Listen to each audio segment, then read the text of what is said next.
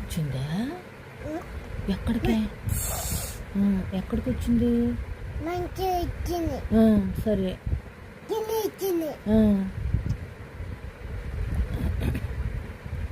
ఎవరి దగ్గరికి వచ్చింది? అమ్మమ్మ వచ్చింది. ఎక్కడికి ఎక్కింది?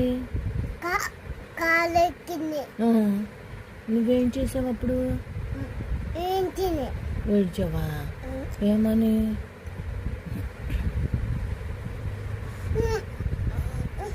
ఏడ్చావా? అట్టక్కడికి ఇంటికి వచ్చిందా అమ్మమ్మ దగ్గరికి? ఏమంది వచ్చి? అందా? అందా? పెద్దదా? ఎట్టుంది? పెద్దగుందా?